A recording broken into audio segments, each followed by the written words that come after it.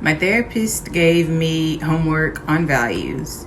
It's a worksheet where there's a list of 50 different values, and from that list, you have to highlight all the ones that resonate with you. From then, you're going to narrow down that list to your top 10, and then there's a few questions that you have to answer on those top 10 that you chose from all the ones that you picked from the 50.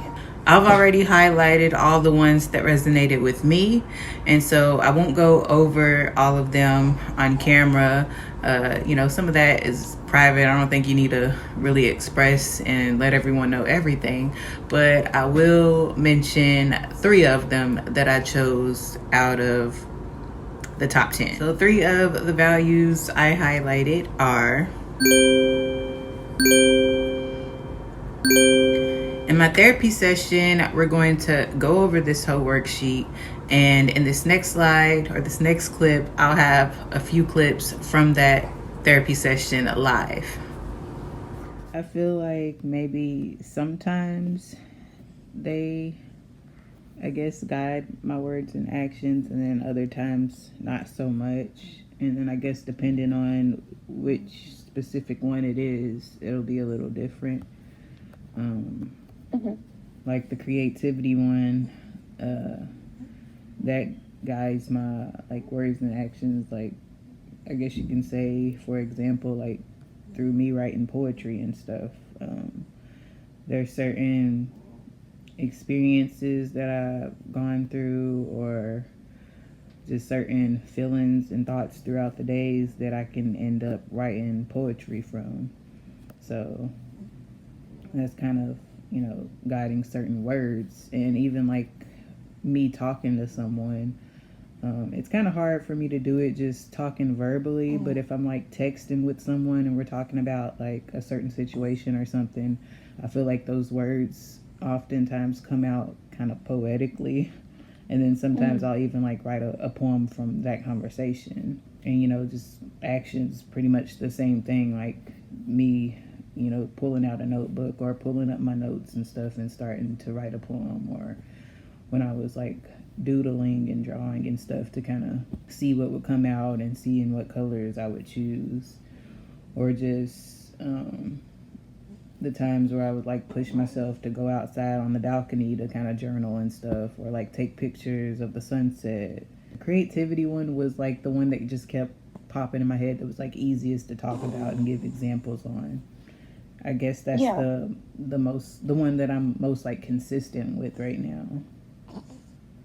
Yeah. Have you, been, or have you written a poem as of late? Yes. I have been writing poems. I've actually been writing mini blog posts too, micro blogging. I've been getting back into that. So.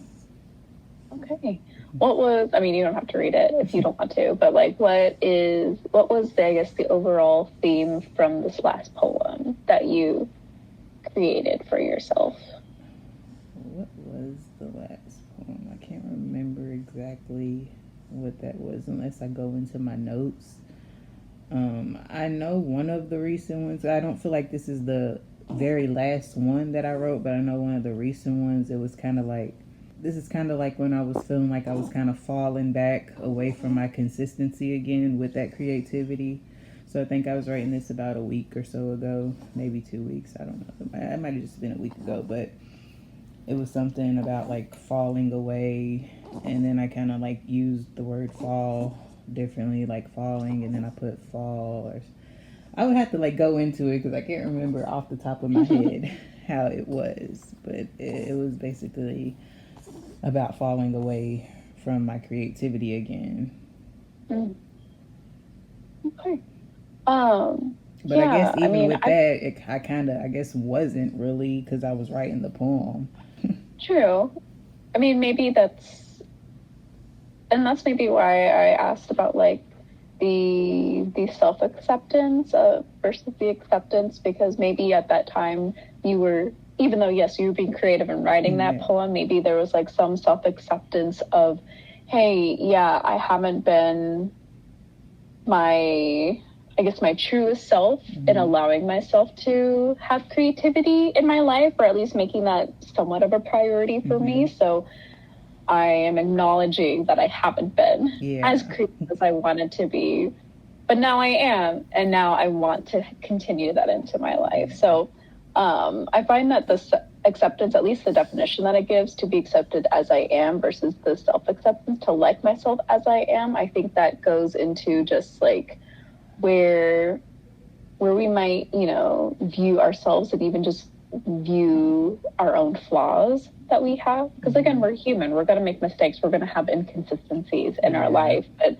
having, I guess, that self-acceptance of, you know what, yeah, I've had moments where I haven't been my best self, but you know what, that's okay. And I'm still going to continue to be a better version of myself. I think sometimes as adults, we forget too that, you know, when it comes to creativity and when it comes to just experience life, you know, we lose that sense of just awe and innocence and forget to see beauty for what it actually is. So I find that, you know, it's important to do those things like with your kids, because it gives us, I guess, a mental break.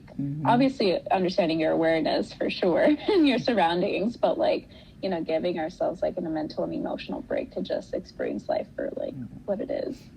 And there's some days where I can at least go for a walk or something, and I'll just have to push them in the stroller. Like, you know, the weather's been nice some days. It's kind of gotten cooler now, but you know, on those nice days, I'll be wanting to go out, but it's like I don't feel like it. I'm too tired.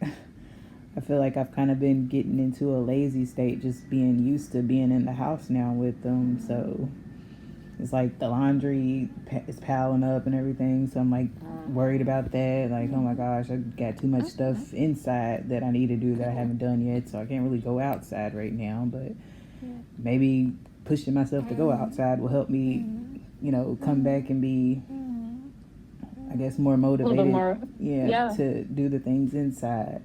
And that's, again, tying into that inner peace, like not feeling so stressed about what's going on inside that I haven't been able to do. And just kind of, no, it's a struggle. I mean, this is, for me, like working from home is a whole different experience than I have like when I was in, you know, an actual like office, because when I found myself in an office and seeing patients constantly, I used to work at a Suboxone clinic. And so there it was just like a revolving door of just like patients. So I would see like literally 20 patients a day, just like, you know, and in that world, like I wasn't really doing therapy. Like as much as I tried to have like that intimate connection of like, hey, like I actually do care because that's just who I am, but like, you know, I want to give you the actual treatment that you deserve, because each of these have a shadow side to them.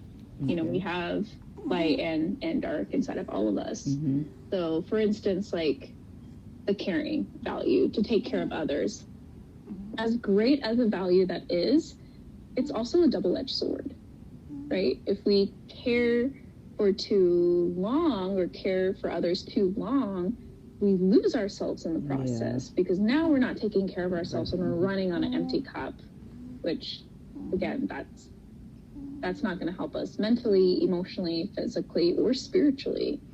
And then it's like you can't, once you're running on an empty cup, you can't really help others too like you want to do. Yeah, and so if you're running on an empty cup, that genuineness becomes ingenuine, because now we're having that viewpoint of what I would consider like the victim role, you know. So each of these do have shadow sides to them, and so just as much as, you know, we have that fine line of rest, you know, am I resting because my body is actually needing the rest, or am I resting because I'm not trying to deal with whatever I'm dealing with and I'm avoiding it now? So within these values, maybe that'll be the homework that I'll have you do, is like, with the values that you have, are you coming at these with the viewpoint of light, or are you coming at them with a view of shadow? Because the shadow work that we do within ourselves, like, kind of go back into either maybe what we've grown up with, because again, I think we've talked about like how, you know, as we get older, we can totally like acknowledge our parents' behavior and be like, I don't like the way you parented me. Yeah. Like, I appreciate like what you've done, but I didn't like the way I grew up in my environment. And so sometimes those values kind of get trickled down, and that then changes into a shadow side for ourselves. Not all the time, but it can be.